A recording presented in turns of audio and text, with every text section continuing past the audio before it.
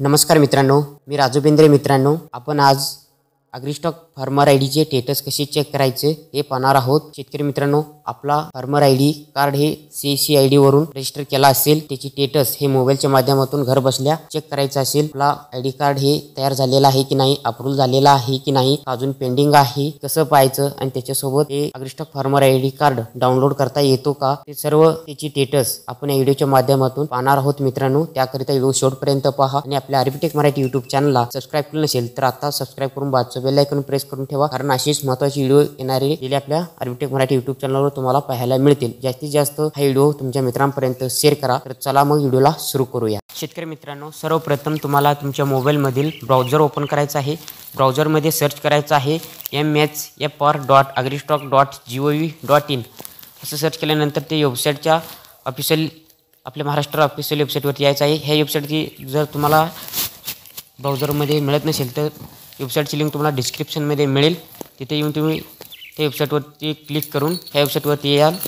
याच्यावरती आल्यानंतर तुम्हाला check enrollment status, dashboard, check enrollment status आणि लॉगिंग विथ CSC असे 3 पर्याय दिसतील. मधील पर्यायामध्ये चेक एनरोलमेंट स्टेटस ह्याच्यावरती तुम्हाला क्लिक करायचं आहे. ह्याच्यावरती क्लिक केल्यानंतर इथं चेक स्टेटस एजन्सी असं दिसेल. तिथे एनरोलमेंट ID किंवा आधार नंबर, तुमच्याकडे एनरोलमेंट ID जर तुम्ही CSC आय डीवरून ॲग्रीस्टॉक फार्मर आय डीला रजिस्टर केला असेल आणि तुम्हाला तो संपूर्ण प्रोसेस झाल्यानंतर एक एनरोलमेंट नंबर मिळतो, तुम्हाला स्क्रीनवर तो धावतो, त्या प्रकारे असतो. हे जर तुमच्याकडे नसेल तर तुम्ही आधार कार्डाने नंबर ह्या साहाय्याने सुद्धा काढू शकता. आता मी तुम्हाला इथं आधार नंबरच्या साहाय्याने चेक करून धावणार आहे ह्याची स्टेटस. आता इथं आधार नंबर ह्याच्यावरती क्लिक केलो आहे.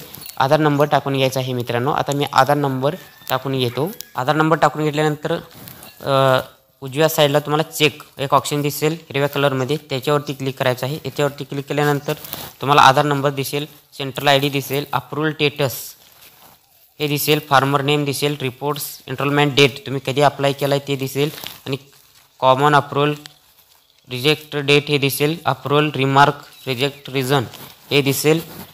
म्हणजे इथं संपूर्ण माहिती दिसते. इथं अप्रूव्हल स्टेटसमध्ये तुम्हाला इथं अजून आपलं हे आय डी कार्ड हे पेंडिंग आहे. आपण कालच अप्लाय केल्यामुळे ह्याला थोडे दिवस लागतो, काही दिवसांनी तो अप्रूव्हल होतो. मित्रांनो, आता तुम्हीसुद्धा काल व परवा दिवशी असं अप्लाय केला असेल, रजिस्टर केला असेल तर तुम्हाला पेंडिंगच येणार आणि काही दिवसातच एक 5-6 दिवसांनी तो अप्रूव्हल होणार आहे.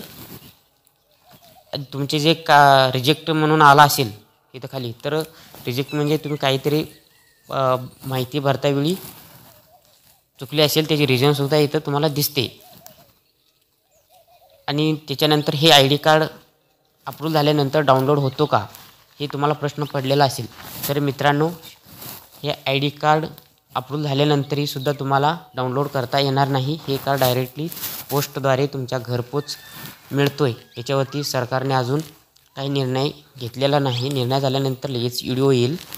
फक्त तुम्हाला हे जे अप्रूव्ह झाल्यानंतर एक फार्मर आय डी नंबर मिळतो, हे तुम्हाला ते नंबर तुम्हाला जपून ठेवायचा आहे.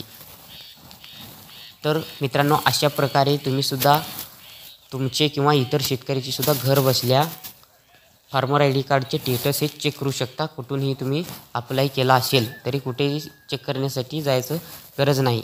व्हिडिओ कसं वाटला नक्की सांगा आणि व्हिडिओला लाईक करा. चॅनलला सबस्क्राईब करायला विसरू नका. जास्तीत जास्त व्हिडिओ शेअर करा. इथंच सांगतो. जय हिंद, जय महाराष्ट्र. धन्यवाद.